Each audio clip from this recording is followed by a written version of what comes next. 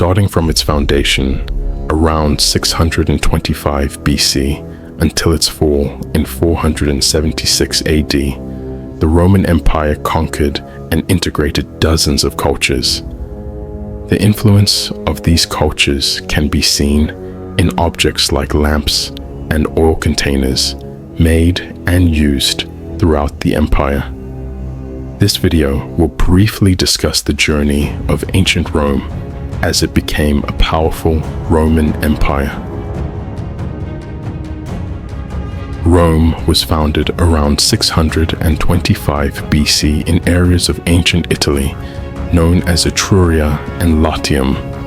It is often said that the city-state of Rome was initially formed by villagers from Latium who joined settlers from the surrounding hills in response to an Etruscan invasion.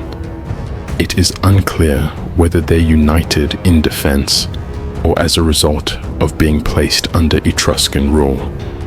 Archaeological evidence shows that a significant change and unification occurred around 600 BC, likely leading to the establishment of Rome as a true city. The first period of Roman history is known as the period of the kings, spanning from the foundation of Rome until 510 BC. During this brief period, Rome, led by no less than 6 kings, advanced militarily and economically, with efforts in physical borders, military production, commerce, and political organization.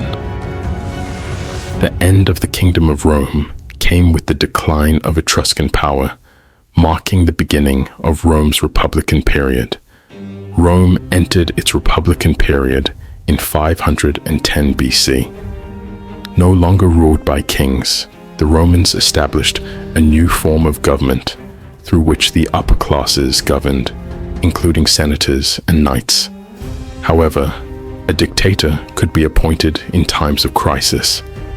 In 451 BC, the Romans established the 12 Tables, a standardized code of laws for public, private, and political matters.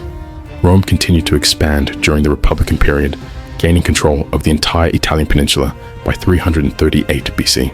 The Punic Wars from 264 to 146 BC, along with some conflicts with Greece, allowed Rome to take control of Carthage and Corinth and become the dominant maritime power in the Mediterranean.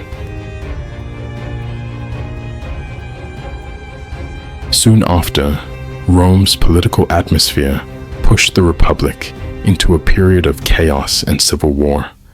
This led to the election of a dictator, Cornelius Sulla, who served from 82 to 80 BC. After his resignation in 79 BC, the Republic returned to a state of turmoil.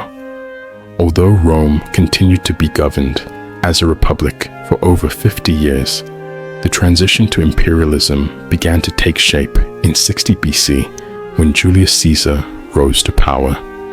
In 51 BC, Julius Caesar conquered Celtic Gaul, and for the first time, Rome's borders extended beyond the Mediterranean region. Although the Senate was still Rome's governing body, its power was weakening. Julius Caesar was assassinated in 44 BC and was succeeded by his heir, Gaius Julius Caesar Octavian, who ruled alongside Mark Antony. In 31 BC, Rome conquered Egypt, leading to the death of Mark Antony and leaving Octavian as the undisputed ruler of Rome. Octavian took the title of Augustus and thus became Rome's first emperor.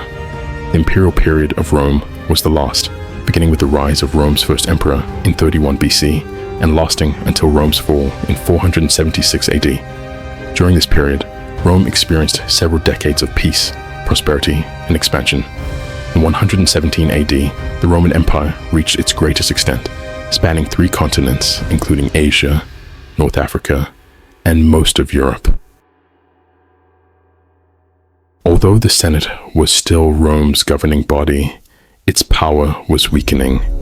In 286 AD, the Roman Empire was divided into the Eastern and Western empires, each governed by its own emperor. The Western Empire suffered several Gothic invasions, and in 455 AD, it was sacked by the Vandals.